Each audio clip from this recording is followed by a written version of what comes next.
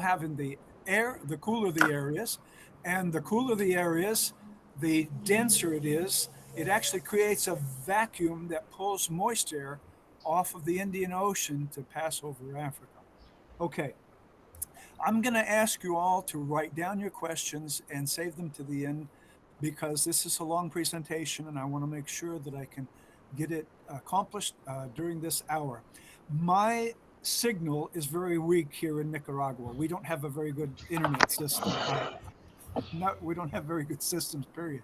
Um, but it's a possibility that I could be cut off. And Frank, I'm going to ask you, if I get cut off, could you please continue presenting the presentation? Frank is going to make sure he can share the presentation with everybody. He could Yes. also he'll also share our agroforestry manual with everyone. So let's get started. I'm going to open up the presentation.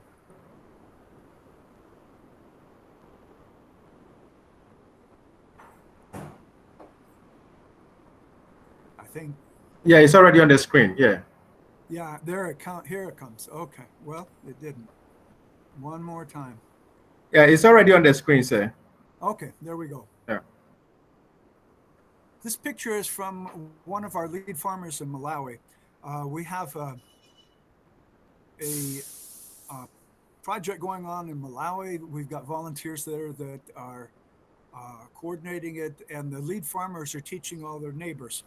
The original system of farming in the Americas and in large parts of Africa, not all of Africa, but a great amount of Africa, was an agroforestry system that captured all the rain, kept a covering of decomposing organic matter over the soil, and had a very large diversity of crops in order to prevent pests and diseases. So I'm going to welcome you to the forest garden. The forest garden uh, is what the Mayan Indians call their farms. And they used to actually be uh, like a garden. They were very diverse.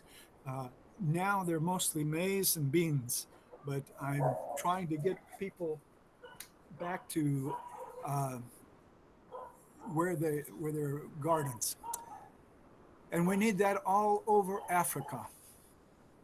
When the Europeans invaded the world, they imposed a system we now know as the traditional or conventional agriculture over the entire world. The soil was torn up by the plow and then left bare. It was left exposed to the rain, wind, and sun. It became eroded, poor in nutrients, and mostly unproductive. European agricultural practices have destroyed soils throughout the world. Before that, for thousands of years, small indigenous farms had produced a great diversity of crops, even in times of drought, in soils that became richer and more productive every year instead of becoming worn out. The practices of the ancient Africans and Americans captured the rain, making production resistant to drought, and they raised the soil surface in order to keep crops, the roots of crops, in well oxygenated soil when there's a inundation of rain, when it's flooding. The indigenous form of agriculture that was developed over 10,000 years by ancient farmers has 7 vital components. These are those components. Number one, crops are planted in 1 meter wide raised beds. In Africa right now, there are a lot of people that are practicing raised bed gardening in beds that are wider than that. Okay, and that's okay for a couple of years, but after a while, it starts damaging people's backs. And you don't want to damage your back. If you have a 1 meter wide raised bed, you can easily reach to the center. That's much better. People are not allowed to walk on top of the raised beds ever. You don't want to compact the soil. The soil is not disturbed. It's not plowed. It's not dug up. There's no rototiller or anything like that, except for harvesting root crops. That's the only time the soil is open. To form the beds, a ditch or channel, 18 inches wide, is made on each side, where the falling rain is captured and where the producer walks and moves in order to work on the beds, in order to carry the harvest out of the field. In those ditches, there are tide ridges. They're little dams that cross from one side of the channel to the other, connecting the beds. They're left in place every 5 meters so that the entire plot has the same amount of moisture in the soil, because all of the rain, 100% of it, is captured exactly where it lands on the field.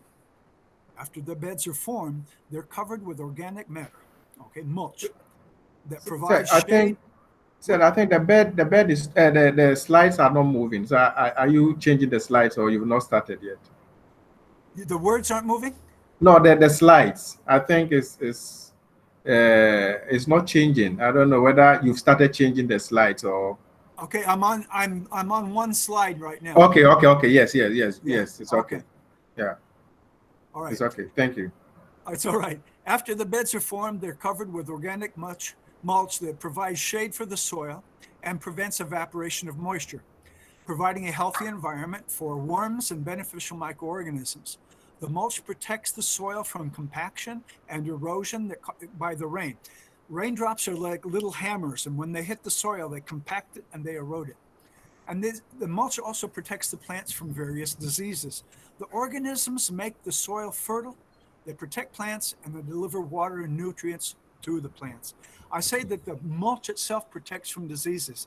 When you have bare soil, the rain splashes mold spores up onto the leaves and the fruits of the plants that you're growing, and that causes disease. If you have a mulch over the soil, the raindrops are broken up by the mulch and they don't splash mold spores. Number 7, a diversity of crops are grown in the beds. The odors of those diversity of crops, and especially if you have strong smelling herbs planted with those crops, it reduces the number of insect pests. It repels them and sometimes confuses them, and they can't find the crops that they want to eat. Okay, and they also transmit diseases. So when you reduce the number of insect pests you have, you also reduce the number of uh, diseases that you have in the plants. Okay, this is a really important thing in order for farmers to gain wealth, in order for them to get better lives. Farmers should not rely on external imports for production. They shouldn't have to buy manure, even organic stone, any kind of organic inputs. They shouldn't have to buy anything off the farm. Sustainable food production requires that all the materials needed originate on the farm, and this system does that for you. The ancient indigenous system did not require external inputs for the farm. Farmers fertilized the soil by recycling organic wastes and weeds. Weeds are very important to us, and they allowed microorganisms to do the rest of the work. Organisms provide the fertility for the plants. When everything that is needed is produced in the field, there's no need to buy anything. You make more profit if you have more food and you make more profit. The farms do not have to borrow money to produce crops. This provides food sovereignty. You own it. You're not in debt to anyone. This is important because without food sovereignty, there is no actual food security. We have that project in Malawi, and I've learned a lot about what's gone on in agriculture there. And this is one of the things. Malawi's farm input subsidy program, it was about 5 or 6 years ago, if I recall, which made farmers dependent on expensive petrochemical fertilizers. That was called a success by the ministers of agriculture of a number of countries in Africa. But it was not a success. It was not economically sustainable. It was dependent on donors for inputs. It was also not environmentally sustainable because it caused damage to beneficial organisms in the soil and to the nation's water resources. It was not socially sustainable because it made farmers dependent on foreign countries and also led to the loss of locally adapted crop varieties because they were pushing the transgenic, the seeds from the big corporations. I should mention these photos that you see. A lot of them are from Malawi, but some of them are for here in Latin America. Sir, I think the photos are not showing. The photos are Yeah, not showing. yeah, I think we are still on the first slide, the cover page. That is I see still what you're saying. yes, Okay. yes. It's now So moving. let's do this. Let me come here. I'm going to stop presenting, and Frank. I'm going to ask you to bring up the presentation, and you'll have to advance it uh, as I speak. Okay, Is that okay? okay, that will be okay for me. Yes. Okay. Go ahead and go to that first slide. Okay. Oh, it's okay now. You can see. Okay. Can you see? All right. Go to the second. That's when we were talking about the European invasion and how it destroyed the soils of the world. The third slide presents the seven vital components. Vital components of indigenous systems. Folks, remember, you're going to have a copy of this presentation, and you'll be able to look at this at your convenience. The Yeah, fourth can you? slide. Whoops. I think it's okay. You can see it now. Okay. Which slide are you on? I think this is the fourth slide. Can you see? Okay. Fourth slide. This is about external inputs. It's really important that you don't have to buy anything from off of the farm. Okay, the fifth slide was about the farm input subsidy program in Malawi, how it wasn't a success even though they said it was. Now the sixth slide. Ancient systems in Africa and the Americas did not require inputs from outside the farm. They produced their own soil fertility. Did that come up okay, the words? Yeah. Okay. Uh, the one that I'm showing now is the Malawi's farm Oh, input subsidy program. please go to the next slide, number 6. Okay. Can you see? I don't know whether our members can also see. I don't know what everybody else can see, but I'm stuck on slide number 3. You are stuck on slide. It's gone to 6 now. Okay, so this is 6. This is okay. Everybody should be Yeah. able to see 6 You there. can all see, yeah. Okay, ancient systems in Africa and the Americas did not require inputs from outside the farm. They produced their own soil fertility. A diversity of crops greatly prevented attacks from insect pests, and that also prevented the transmission of many diseases which the insects carry. When all the inputs are produced on the farm, there's no need to purchase inputs from outside. The farms are sustainable. Families do not go into debt in order to produce crops, and they actually accumulate wealth. Slide 7. This is an example. During a bad drought here in Nicaragua in 2015, we did a study comparing bean production in the indigenous American system and also in the conventional system. On two this was on two sides of the same field. The farm owner watered the conventional planted beans twice at the beginning because his beans were dying. He did that just to keep them alive. We didn't water at all our beans. We relied on the mulch and on the microorganisms for the water. We harvested an average of 27 full-size pods per plant. That's the photo on the left. The owner had no production from his plants at all. These plants in this photo on the right were his 2 best plants. With only one good rain, the system provided us with a good crop. Here's another example on slide number 8. This was in March 2018, also here in Nicaragua. We built beds in an eroded field with badly depleted soil. We immediately covered the beds with dead weeds. In May, we planted maize associated with beans in some of the beds, and then we also did the same I'm sorry, I'm messing up. These plants, excuse me. These plants grew well and produced a normal harvest despite the drought. We also planted the same maize and beans in the plowed portion of the field on the same day we planted the beds. The maize that was planted in the plowed portion of the field did not produce ears with edible grains. It was a total loss. That's the bottom photo.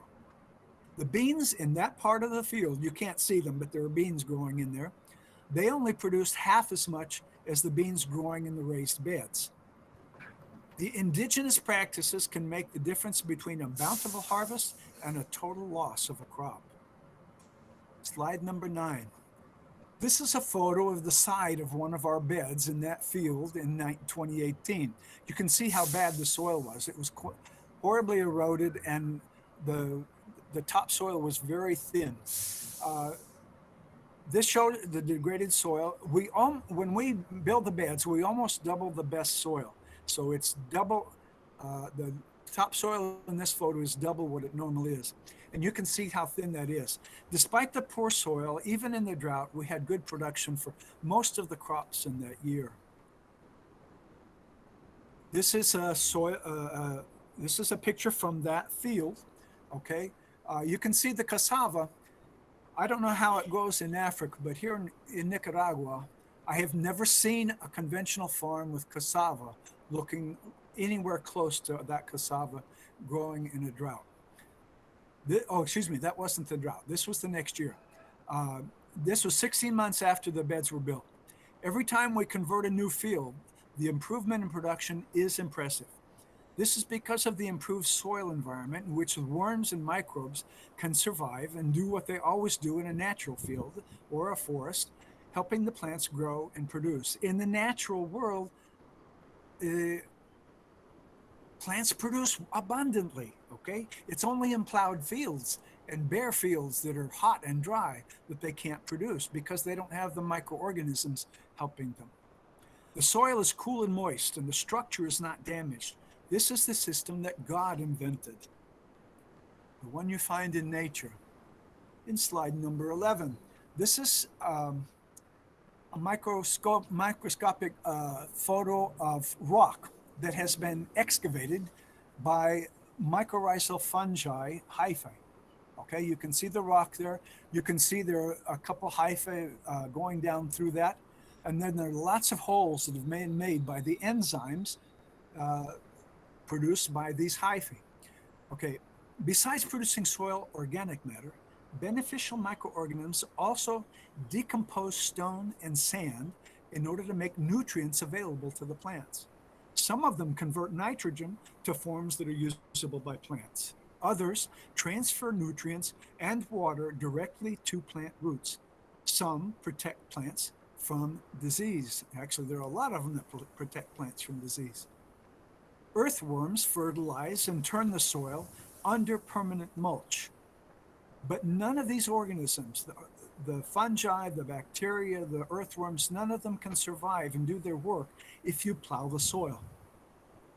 Or if you burn or use as compost the organic matter instead of using it as mulch. You leave the soil bare, you leave the soil hot and dry. Or they can't survive if you use chemicals, it kills them. Please do not kill these important organisms. They provide the fertility for the soil. They carry it to your plants. They carry water to your plants. The weeds, crop wastes, and other organic wastes are the wealth of the farm. And the rainwater is of more value to the person who produces food than silver or gold, because they can't give you food, okay? And if you had a ball of gold running off your field, running out of your garden, you'd run out there and capture it. Do the same with the rain. Make sure you capture all the rain in the soil. Now, I know I'm talking to some farmers, some instructors. I'm also talking to a number of people that garden. This is the perfect system for gardening. Remember, this is the forest garden. Okay, slide number 12 is a picture of soil. Both of those soils are from the same place. Okay, this original soil on the left was quite depleted. The same soil on the right is after being covered with mulch for 4 years. Notice the difference between these two samples. The soil on the right was covered with organic mulch for those 4 years, and it was more fertile and it retains a lot more water than the original soil. It contains about 3% organic matter, soil organic matter. We call that SOM, okay? 3% organic matter is a lot, and it holds a lot of water. Each 1% increase in soil organic matter holds an additional 1,200 barrels of water per hectare. Now, 3% organic matter, you're talking about 400, you're talking about 4,000, 3,000, I can't talk today, 3,600 barrels of water in a hectare of extra water you've captured just by leaving the crop waste and the dead weeds, leaves, and that sort of thing over the surface of the soil. This sponge, it is actually a sponge. This sponge in the soil is vital for providing water needed for good crop production. And when the soil is continually moist, it is easier also for the plants to receive the nutrients that they need. Honestly, increased organic matter content in the soil simply produces abundance. Let's talk about what's going on with the climate in Africa. You all know that it's drying out quickly. It's getting extreme. You have horrible droughts, then you have floods. Okay. Although there are normally variations in the climate, Africa has entered into a period of extreme climate variability. The Indian Ocean water is hot, causing drastic changes in the weather. Droughts, heat waves, and floods are now more frequent and severe. We have no other choice. We must adapt to a hotter and drier world. We do this by re-wetting the environment. Now, I mentioned earlier, if you cool off the air, it contracts and it pulls moisture in. I said off of the Indian Ocean. There in Ghana, you'll also be pulling moisture in off of the Atlantic Ocean. Climate drying and flooding will impact Africa more than most other regions of the world. Not all, but most. It is vital that farmers and gardeners learn to produce in an increasingly variable climate. And they must improve soils at the same time. They must also improve soils, they must also increase production, and they must also make a profit. All the while they're trying to adapt to climate change. The indigenous can double production in the same space while capturing carbon, that's more organic matter in the soil, improving the soil, and re-wetting entire regions if people capture the water and keep the soil covered. Number 15, excuse me. Raised beds that are connected by tide ridges and covered by a thick layer of mulch are the most important climate adaptation. It enables farmers to grow crops during the most severe droughts, okay? All but the most severe droughts. It can get so extreme. I've had that happen here to me in Nicaragua. In one year, it was in 2006, it was so dry that I couldn't grow any maize at all. I was able to grow beans, I was able to grow other things, but maize needs a lot of water and I wasn't able to grow it. Maize is a very important crop for Africa. But there are also other crops native to Africa that can do very well in droughts. Maize doesn't, but other crops can.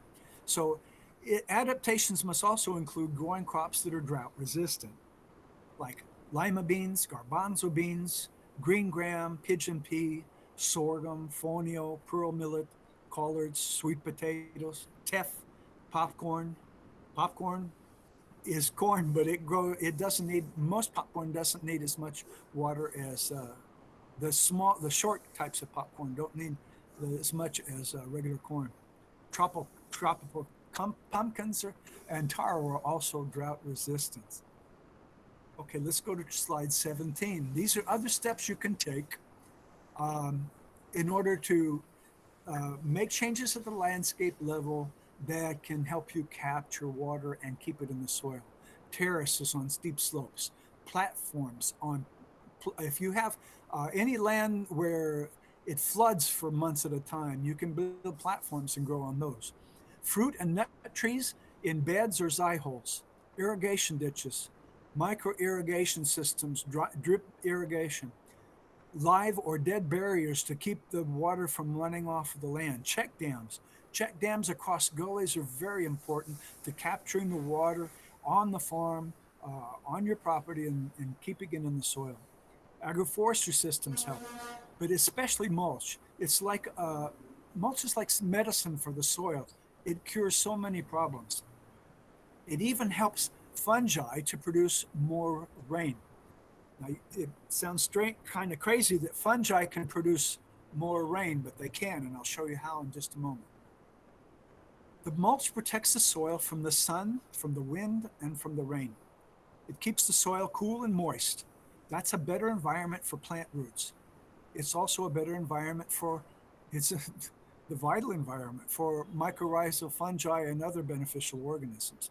When mulch decomposes, it provides minerals and energy to earthworms and to beneficial insects, arthropods, nematodes, fungi, and bacteria. It leaves the soil high in carbon and the nutrients that feed crops.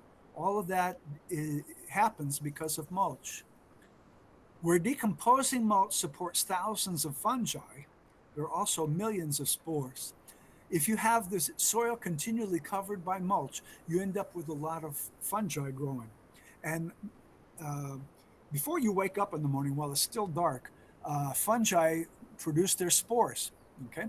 When they release their spores, they have chemicals attached to them that evaporate, and they cause wind, and that wind carries the spores up into the air. Slide number 20. Once these spores are in the air, they quickly float up into the lower atmosphere. Frank, I'd like you to keep clicking, and they can see how it carries it up into the atmosphere. They are captured. Yeah. There they capture atmospheric humidity. They join each of those spores are surrounded by humidity. They join together and they make little tiny droplets. And then the droplets join together and they form small raindrops. Okay. Soon they produce the light rains that are the result of lower atmospheric condensation.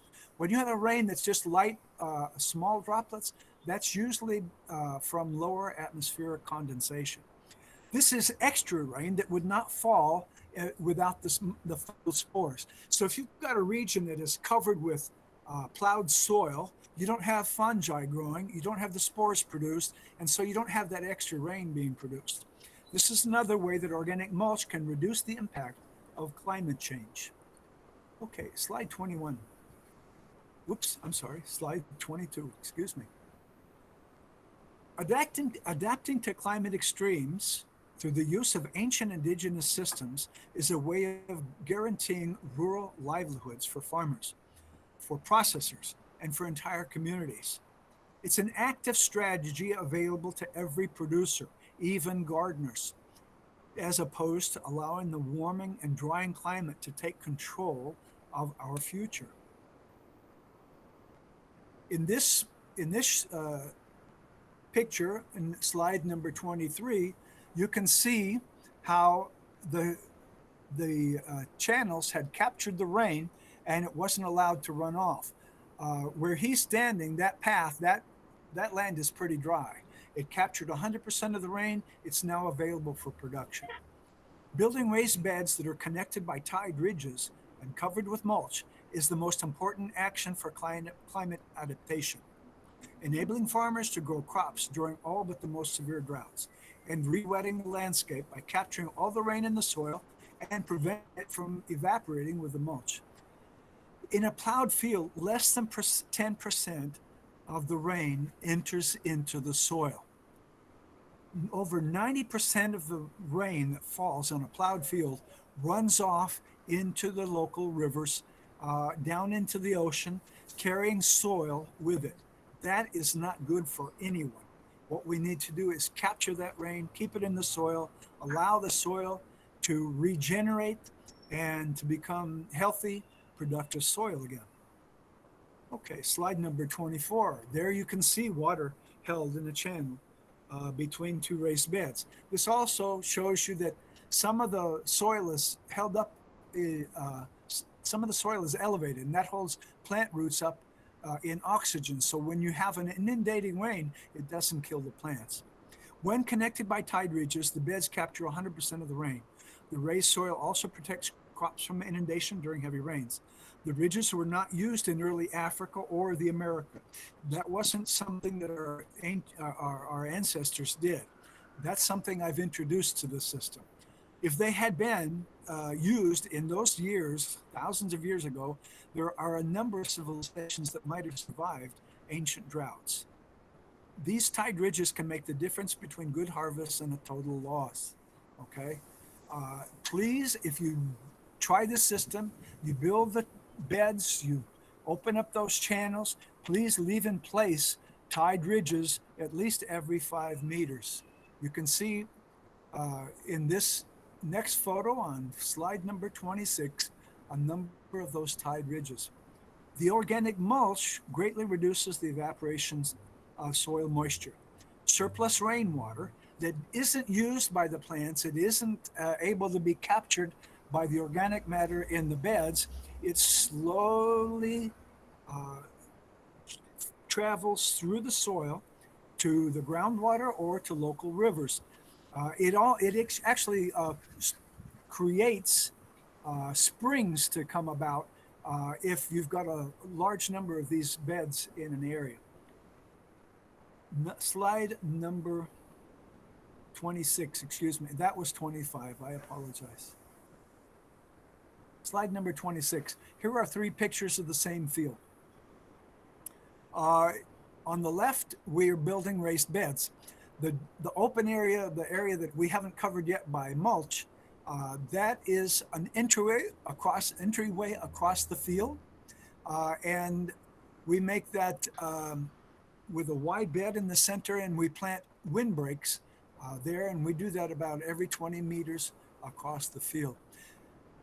The second photo is a drought year, so there wasn't an awful lot of growth that year, but we did have a lot of production. And then the third slide is the next year, October of 2019, with normal rains. We usually build beds during the dry season when the soil isn't heavy with moisture. It makes the work easier, and it makes the system ready for us to plant as soon as the rains come. On the left, I've talked to you about that. On the left, you see the entryway windbreak crossing the field with the bed of the trees that we do in order to put more trees in, and also to put more smells across the field to repel insects, and also to reduce the wind. Going down in the middle of those, it says the beds are not perfectly level. This is an important point. You don't have to use A-frames in order to make the beds perfectly level. That's not necessary. It's a lot easier to do this way. Because of the tide ridges, they hold the water. It doesn't run off. It doesn't erode. And so you don't have to make it perfectly level. Mulch is laid before the rains come. If you don't put down mulch before the rain comes, it's going to destroy your work. It will erode the beds and it will compact them. There's a different group of crops grown in each adjacent 5 meters of beds. Okay, there's some photos later that well, the manual will really show you that much better. We interrupt the crops like maize. In Africa over the last several years, it's been a good example. The fall armyworm has been a devastating plague to Africa recently.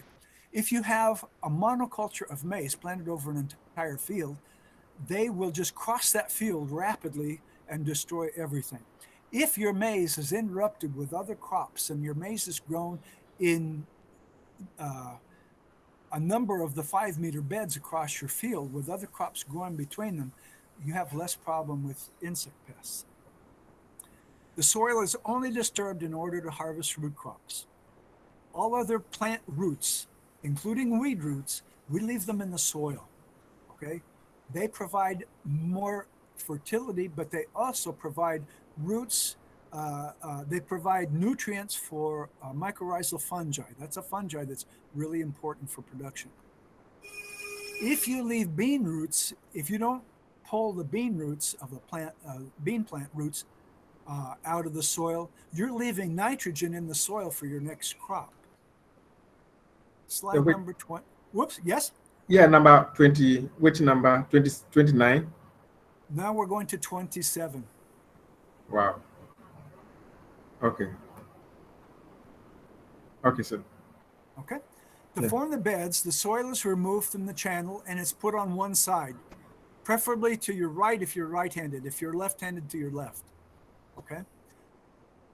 The soil that forms the ridges is not removed. It's left in place. You flatten the soil and then you cover it with mulch. You can see we're building raised beds, but we're immediately covering that with mulch. Okay. A few years ago, when I was still physically capable, I have problems from a broken neck. I was able to make 6 of these raised beds each day. So a young person could make a lot more than that. But as we make them, we cover them with mulch, because even during the dry season here, once in a while we get a heavy rain and we don't want them damaged. The channel, okay, let me ask you, in Ghana, do you use inches or centimeters? Centimeters would be, we use both inches and the centimeter, yes. Okay. But the centimeters is more understandable. Okay. The channel is about 30 centimeters deep, and it's 46 centimeters wide. That's 18 inches. It's the width of 2 shovels. Okay. The base of the bed is 114 centimeters wide. This way it slopes up, and that gives us a 1 meter wide surface of the bed. It's about 38 centimeters high once you've excavated the channel. When you're preparing to dig the beds, you cut down all of the weeds and you pull them off to one side, because you're going to use those weeds as part of your mulch. Okay. And then I'd like to ask everyone, remember, you're going to get a copy of the presentation. You don't have to copy this down, but you can if you want. This is a link, and I'd like to ask you all to watch the instructional video on how to make these raised beds. Okay. Okay. Also, you build the first bed at the highest point in the field, and then you continue making the beds down the slope. If you make the first bed at the bottom of the slope, if you have a heavy rain, there's nothing to stop that rain. It all accumulates and it runs down the slope, and it hits like a big flood. It hits the work you've done and it destroys the work. But if you start at the top and make the beds as you go down, all the rain is captured and you don't have that problem. You want to leave space for a 1 meter wide path across the beds every 10 to 20 meters. If you're growing a large area of these beds, you want that entryway to also have in it a windbreak. Remember not to excavate the soil where you're going to want the tide ridges. They are normally spaced every 5 meters, but if the land slopes, you can make them closer every 2 to 3 meters. Okay, we're running out of time, so I'm going to start going faster if you don't mind. I'm sorry. Slide 28. Existing trees are usually left standing when the beds are built, and we do not cut the tree roots unless they're very small. If crossing a trench, they're left in place, just like a tide ridge. On the left side here, you can see in this photo, you can see a root. Any trees can be controlled for shape and size to limit shading, so we rarely ever cut one. This dark substance in number 29 is biochar. Okay, you don't have to buy inputs, but we do use biochar, and you can produce it right there in the field. You don't need to buy outside inputs, but there are nutrients in the soil, and they're not available. Nutrients just aren't available to the soil without microorganisms. So if you use biochar is like a sponge for nutrients. It holds onto those nutrients, and the microorganisms can use them and they can share them with the plants. Okay. We apply 5 pounds of the biochar to each square meter of raised bed. And it's made just like you make charcoal. You put it in the trench, you cover it up with soil, leave a few openings, you light the fire. When the smoke gets less dense, you close up those holes. And when it's cool, you take out the biochar. Okay, you can use dense materials like the base of maize plants, the corn cobs, branches of trees, coconut husks, things like that to make biochar. They don't decompose readily, and they can be used for that. Slide number 30. 30. Okay. Yeah, 30. No, not 31. This picture is pretty impressive. This is what our demonstration centers look like once they've started growing, because they don't hurt for moisture or nutrients. They grow a lot of different crops. The diversity of crops also provides the varied diet needed for good health by families living in rural communities. The production of their own food provides the people with food sovereignty, and this food sovereignty and food ensures food security. Farming conventionally, where you sell your production at wholesale and then have to buy your food at retail, that doesn't create wealth. That causes poverty. 32. This is the Three Sisters intercrop. That's a combination of maize, beans, and squash or melons. The maize is planted first with 1 or 2 seeds.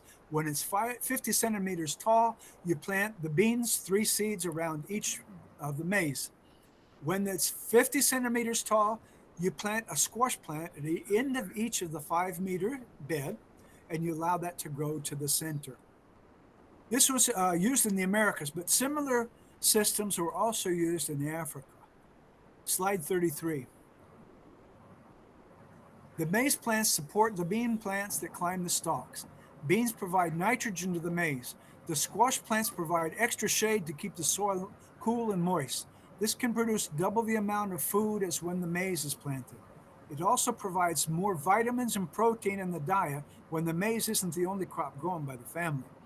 This is for climbing beans, but if you plant bush beans, you plant them in the center of the bed. They're not going to produce as much, so you might want to plant more in other beds so you can produce more beans.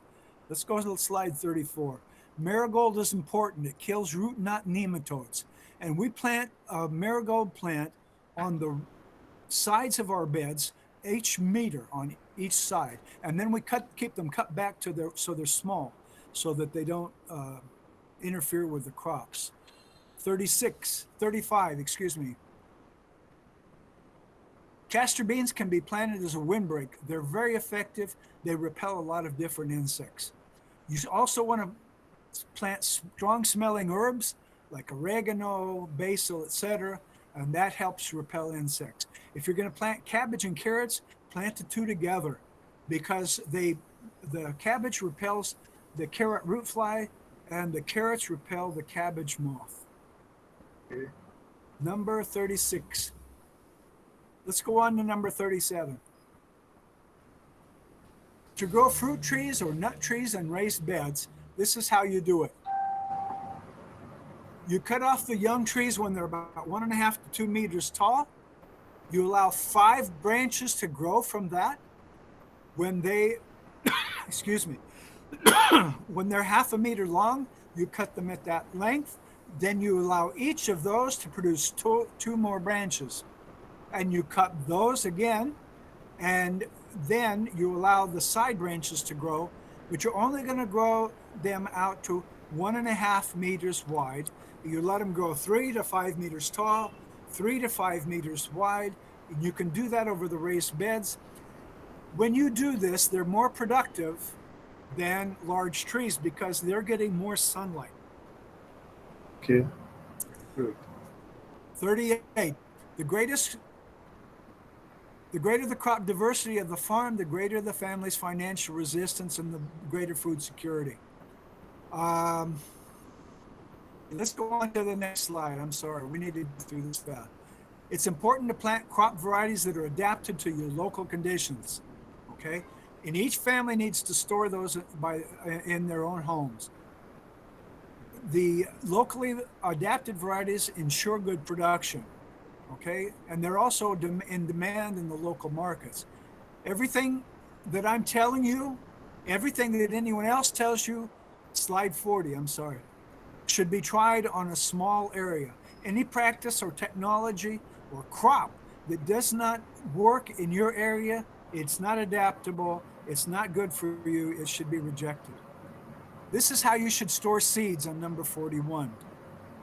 In plastic bottles or glass bottles, it needs to be airtight. You don't want oxygen to get into the seeds. You want to keep them cool and you want to keep them dry. If you're storing seeds, If you have neem available, put some neem leaves in there. They'll kill the insects that might eat your seeds. 42. This is about pre-germinating seeds. Okay, you can plant a germinated seed in each location and make sure that you have a plant in each location, and you can use fewer seeds in order to accomplish that by doing this. And this is slide number 43. This is how you do it. You soak your seeds in water overnight, 8 to 12 hours, warm water. Okay, in the morning you pour that water off and you rinse the seeds. Then you pour the water off again.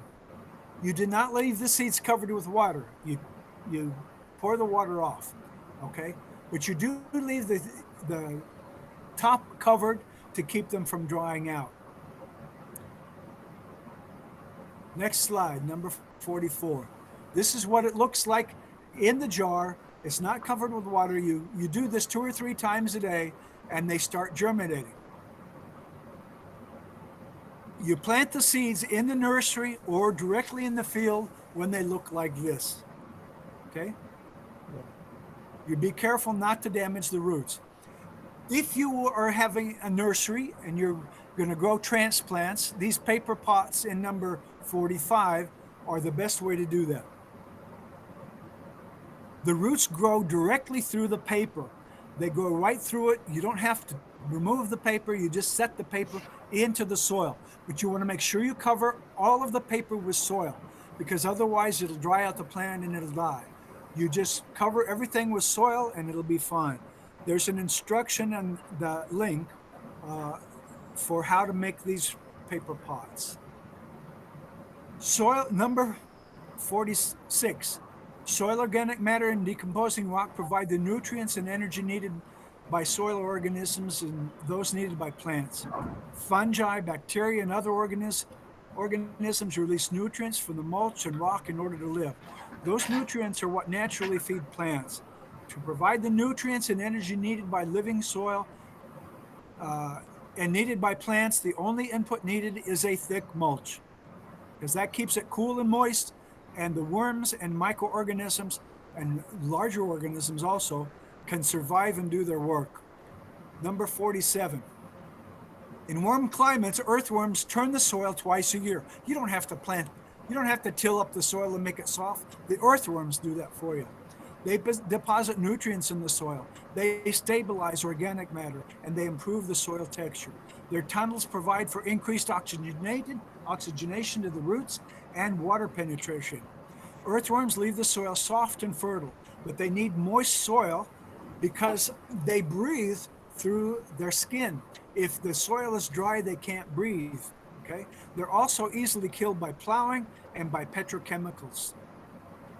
Next slide, number 48. This is a picture of mycorrhizal fungi. These are very important. They break down sand and stone and they make nutrients available to the plants. They transport those nutrients and water to the roots of the plants. They protect plants from diseases. They increase the organic matter in the soil.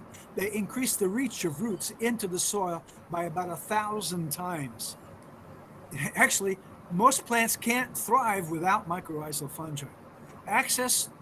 They access nutrients and water in spaces that are much too small for plant roots. They transfer excess nutrients from one plant to another. 49. This is a picture of glomalin. It's a substance that is produced by the hyphae of the mycorrhizal fungi to protect its hyphae. It's made of carbon and iron. It's really strong and it stays in the soil for hundreds of years. Okay, these tubes that they produce are produced about twice a week because they keep replacing their hyphae.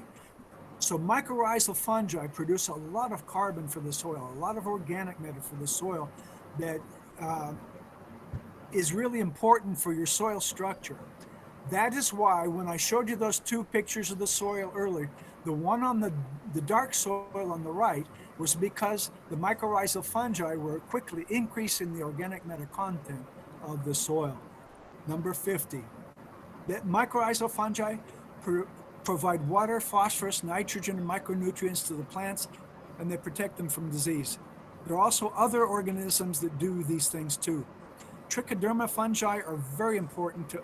They're beneficial. They help the plants grow faster and stronger, and they also they also protect from disease. I'm going through this as fast as I can. We're running out of time. This next slide in 51 shows a picture of trichoderma fungi eating up, consuming pathogenic fungi. 52, this is cyanobacteria. They produce nitrogen for the soil. 53, this is about the bacteria that colonize roots that produce nitrogen for the plants, okay? When you see these bean plants, when you see these nodules on bean plants or other plants of the same family, these aren't hurting it. They're producing nitrogen. Let's go on, and let's go on to 55. In 55, you can see a picture, a cross-section of a bean root where there are bacteria producing nitrogen, and the very dark red, there are two spots there, that's the mycorrhizal fungi in that root collecting that nitrogen, and it's going to take it to the maize growing next to the beans. Okay, flight number 56, is of nematodes. They're common in soils. There are a lot more nematodes that are friendly to us, that are helpful to us, than there are nematodes that hurt plants. But if you plant marigolds, those marigolds will control the ones that hurt the plants. There are also lots of arthropods, number 57. There are huge numbers of arthropods in the soil. Most of them are so small you can't see them. Yes, some arthropods are pests, but the majority of arthropods that exist in the soil are beneficial. When you apply petrochemicals to the soil or when you leave the soil bare, you're killing these beneficial organisms. Number 58. In every handful of healthy agricultural soil or garden soil, you can find more than 1 billion bacteria, 3,000 one-celled animals, 30 nematodes, 100 arthropods, 3 meters of fungal hyphae, and 30 earthworms. Most of those are very tiny, okay, in one handful of soil. That's how much life is in the soil. Let's go to number 59, and 60. This is the conclusion. I'm going to go through the important points with you here. Never open up the soil after building the beds except for harvesting root crops, because plowing kills the organisms that help feed the plants and it destroys organic matter. Only grow on raised beds. That protects from droughts and it protects from floods. This mitigates the effects of climate change. Use tide ridges across the channels between the beds to prevent erosion and to capture 100% of the rain. The additional soil moisture can increase production between 25 and 50%. Diversify your crops, no monocultures. Progress to an agroforestry system. And the diversity of crops can also double your crop production. Slide 61. Do not burn organic matter, except to use crop waste to produce biochar. That's in order to retain nutrients so that the rain doesn't wash it out of the soil. Really, farmers are burning up the wealth of their farms when they burn the weeds and the crop waste. Do not use organic matter to make compost. Every organization working in Africa is going to tell you to make compost. But no gardener, no farmer has enough organic wastes to both keep the soil continually covered with mulch and to make compost. You can't do that. And compost has an effect similar to burning. The majority of the carbohydrates are lost to the atmosphere, and yet severely reduces the amount of carbohydrates in that biomass. And when you apply that to the soil, you're starving a lot of your microorganisms because they don't have that energy that they need. Always maintain an organic matter mulch. Hot, dry soil reduces crop production. The mulch feeds earthworms, beneficial insects, and a diversity of beneficial microorganisms. The microorganisms feed the soil. The soil feeds the plants, and the plants feed us. Number 61. We must look back to the past to discover the way forward. These are the words of the Intergovernmental Panel on Climate Change in their 2007 climate assessment. We must look back to the past to discover the way forward. They also said in that same report, we need to adapt the practices of the ancient indigenous Americans, and I'm going to add here also ancient indigenous Africans, in order to mitigate climate change and to adapt to the effects of climate change. They realize how important this is, and those are climatologists. They understand the danger looking forward to the time ahead. The ancient forest garden of Africa and America is truly the future of farming. And I thank you all for your attention. Wow. Okay, we Thank actually you. made it. You're welcome. Thank you. Yeah, thank you very much. Thank you very much. Wow. Okay. Th- This is because of our time, please, if anyone has a question, we will take just two questions so that uh we work within time. So I've got uh, one. yeah, okay, please. Name's Adi Shooter. Concerning biochar, this is basically charcoal. Yes. If anybody wants some, go wherever they burn charcoal and gather the leftovers. But my question is, charcoal naturally absorbs substances dissolved in liquid. So if you just put charcoal on your bed, won't it just absorb all your nitrates and phosphates and potassium and all the stuff the plant needs? Wow, that's a great question because that brings up some a really important point. The minerals that are actually available in the soil during that time, okay, if they're not being absorbed by mycorrhizal fungi and by roots, they can be washed out of the soil. So yes, the carbon does capture those. Okay, it's kept in the little cells. Okay, and yes, it's in the liquid. The minerals are dissolved in the liquid, and that's how they're attached, drawn into the biochar. And that's really important. It collects all of those available nutrients. Okay, but the thing is, when it's in the biochar, the mycorrhizal fungi and the roots also can easily pull it out of the biochar in order for the plant to use it. So the fact that it's being captured by the biochar doesn't interfere with the process of fertilizing the plants. Does that answer your question? Yes, it does. Okay. Can I ask another one, please? Yeah, we will take five questions. Don't worry. So, but Okay. make it brief for me. Okay. What's your view on charging the biochar with like compost, Yeah. Okay. dissolved compost and that sort of thing?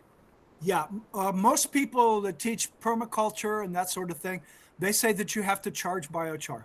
Okay, that's actually not true. The indigenous Americans were the ones, well, I shouldn't say that because, okay, the ancient indigenous Americans made biochar. A lot of them did. But even today, there are communities in Africa, in Western Africa today, near you all, who are still making biochar, and they don't have to charge it; they just put it in the soil.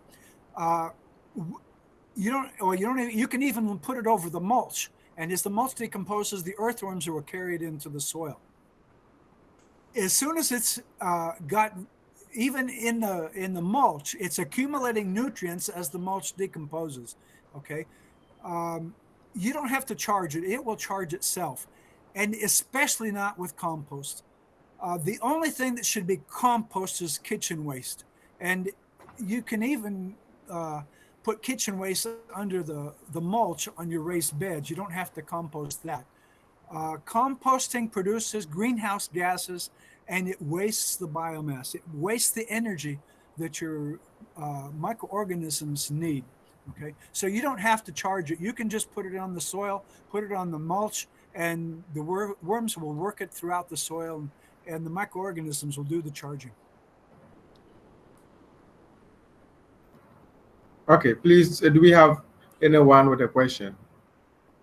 If you have a question, kindly raise up your hand or mute your mic and then ask. Any other questions? Okay, anyone else that has a question, they can write them down. Okay. If it's all right, they can submit it to you, Frank. Yes. And I'll be happy to answer those, and you can share that with them. Yeah, yeah. So if nobody else wants to ask and we've got time, I can keep going. okay, please ask the question. Okay. Yes, we Right. have 2 minutes. This mulching idea sounds a bit like what happens in the forest naturally, that leaves fall, they shade the earth, and microorganisms and earthworms and so on eat what's going on. Is that what we're trying to replicate here? Absolutely, absolutely. It not only happens in the forest; it even happens in grasslands. If you have a group of wildebeest in the savannah, they're kept in a bunch by the lions that are around them. Okay, and they're grazing in only a small area at a time. A lot of the plants, not just grass, there's also other plants there. A lot of the stems and leaves are they're broken and they're collapsed onto the soil by the wildebeest, and they're actually producing a mulch. And so even in grasslands, you have mulch. That's why I said this is a system that God invented. This is a system in the natural environments, and that's what we're trying to recopy. This is what our ancient ancestors did. They saw that this worked in the in the natural systems, and they copied it in where they grew plants. Okay, so thank you very much. Please, if anybody has a question, kindly raise up your hand. But I think our time is up. So kindly write down your questions and then send them to me. I'll forward it to Prof, and then he will answer. But the slide is going to be shared. We are going to post it on the page for everyone to copy. We have also recorded the forum, so we also make it available for all those who could not attend to also know what actually happened. And so I want to use this opportunity to thank Prof. Landers. I think what we have learned here, if we are to pay, it would have cost us so much. So we are so happy that he made himself available to teach those of us who are passionate about farming. So we hope this is not going to be the first and then the last. We are also going to call on him whenever the need arises. So I'm on behalf of Home Gardening Ghana, say I want to thank you so much for making yourself available to us. We are much grateful to you. Yeah. And so thank you very much for all those who also, yes. So please let's give him a clap. Yeah. Yes, maybe. We are fortunate. Yes, it's actually something. And one more thing, there he mentioned trichoderma. Trichoderma is actually a very important fungi. And then, but when you look at Ghana, we have not taken advantage of trichoderma. So it's part of my research. I have done nationwide collection, and then as at now I have about 25 isolates of trichoderma in my lab, and then I've screened them against the soil-borne pathogen. I've screened them against Phytophthora, Sclerotium roughside, Fusarium, and then some are very effective. And so very soon we will release those species for farmers to use, because we are facing serious challenge with soil-borne pathogen. And as Sir said, trichoderma also help the absorb nutrient for the plant and also help to manage the soil-borne pathogen. So we are fortunate that we are working on it. So very soon you will hear from us. Thank you very much for coming. We are Thank you grateful. all. Thank you. Bye-bye. Thank you. Bye-bye. Bye. Bye. Bye. Bye, everyone. Bye. Bye.